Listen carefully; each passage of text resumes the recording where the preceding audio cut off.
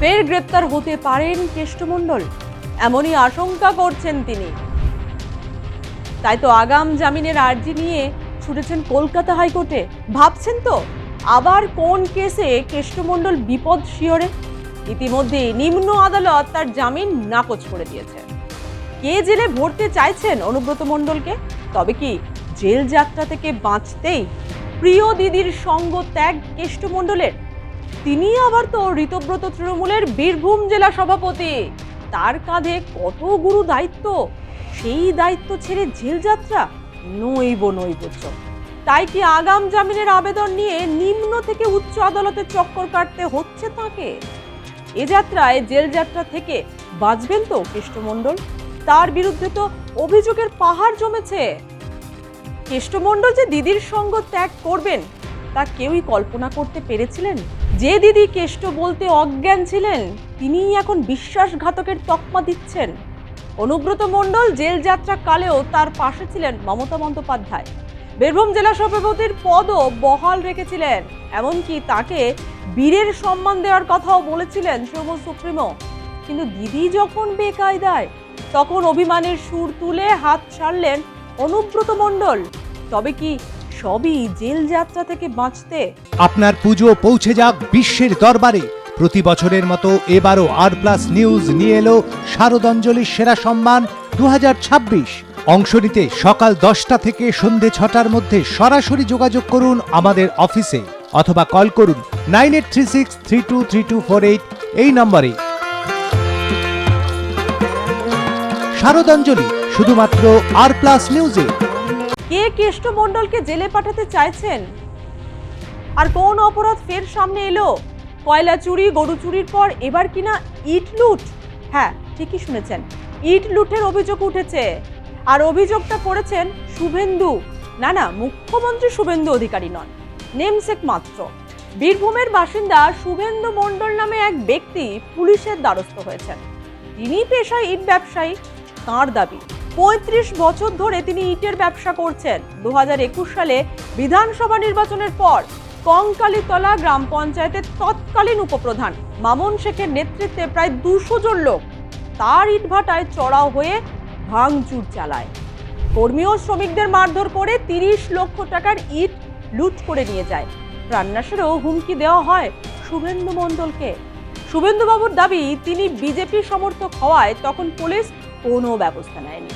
তাই সরকার বদল হওয়ার পর তিনি আইনের দ্বারস্থ হয়েছেন। জুন মাসেই পুলিশের কাছে অনুব্রত মণ্ডল ও মামুন শেখের বিরুদ্ধে অভিযোগ দায়ের করেছেন। মামুন শেখ ও অনুব্রত মণ্ডলের সম্পর্ক জেলায় সকলেরই জানা। বীরভূম জেলা সভাপতির হাত ধরেই মাথাচাড়া দিয়ে ওঠেন এই মামুন শেখ। 2013 সালে কঙ্কালীতলায় উপপ্রধান ও 2018 সালে অঞ্চল সভাপতি হন।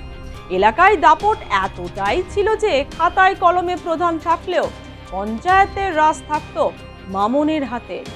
অভিযোগ, রাজনৈতিক প্রভাব খাটিয়ে কঙ্কালীতলায় তোলাবাজি, প্রতারণা করে কোটি কোটি টাকার মালিক হয়ে যান এই মামুন শেখ।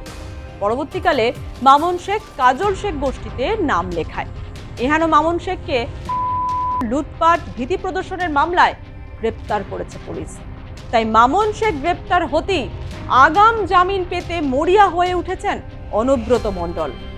ওই যে কথায় আছে না, কান টানলে মাথা আসে। তাই কি অনুব্রত মণ্ডল নিজেকে নিয়ে এত ভাবছেন? রাতারাতি ভালো তৃণমূলে গিয়ে বীরভূম জেলা সভাপতির পদও পেয়ে গেলেন। যদিও অনুব্রত মণ্ডলের সাপ কথা, দলে সম্মান পেলে তবেই থাকবেন। কি রে, তোর বেশ র্যাশ হয়েছে দেখছি। হ্যাঁ রে, কি করবো বলতো, র্যাশগুলো কিছুতেই কমছে না। অনেক কিছু ইউজ করলাম, তবুও কমছে না। আমার মনে হয় তোকে কোনো একজন ভালো ডার্মাটোলজিস্টের কাছে দেখানো উচিত। তুই ঠিক বলেছিস, কিন্তু কোনো ভালো ডার্মাটোলজিস্ট থাকলে একটু সাজেস্ট কর না প্লিজ। এই তোর তো একবার র্যাশ হয়েছিল না? তুই কোথায় দেখিয়েছিলিস?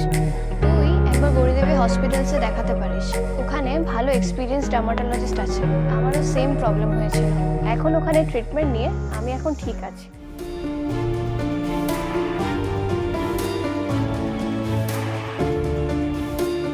গৌরী দেবী হসপিটাল, রাজবাঁধ, দুর্গাপুর।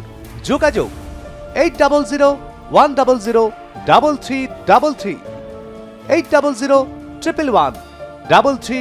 3333।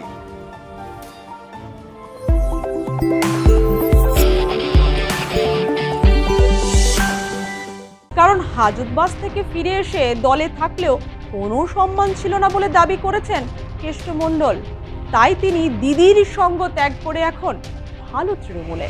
এদিকে পদ পেতেই কেষ্ট ঘনিষ্ঠ হতে চেষ্টা করছেন অনেকেই, এমনকি কাজল শেখ ঘনিষ্ঠরাও এখন তার সঙ্গে তলে তলে যোগাযোগ করছেন। সম্প্রতি অনুব্রত মণ্ডলকে বীরভূম জেলা তৃণমূল কংগ্রেসের সভাপতি ঘোষণা করার পরই বোলপুরে দলের জেলা কার্যালয়ে তার সঙ্গে দেখা করতে যান নানুরের বিধায়ক বিধানচন্দ্র মাঝি, যিনি আবার কাজল ঘনিষ্ঠ বলে পরিচিত। তবে কি পদ পেয়ে ফের তাজা হচ্ছেন বীরভূমের কেষ্ট? আর সেই কারণে কি পুরনো মামলার খোঁচা খেতে হচ্ছে তাকে? তৃণমূল ক্ষমতাচ্যুত হতেই কেষ্টমণ্ডলের ঘাড়ে নিঃশ্বাস ফেলছে শুভেন্দু অধিকারী জুজু। তার উপরে আবার শুভেন্দু মণ্ডল মুখ খোলায় এখন উভয় সংকটে বীরভূম জেলা সভাপতি। এখন দেখার অনুব্রত মণ্ডল কিভাবে এই শুভেন্দু কাঁটা থেকে মুক্তি পান।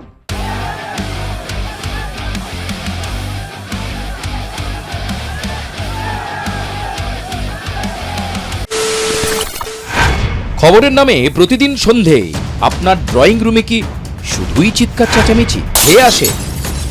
বিতর্কের নামে চলে গালাগালি আর কাদা ছোড়াছুড়ি। এবার সময় পরিবর্তনের,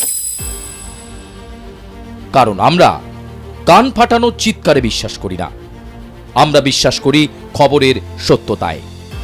আমরা কোনো পক্ষের হয়ে গলা ফাটাই না, আমরা সাধারণ মানুষের হয়ে প্রশ্ন তুলি।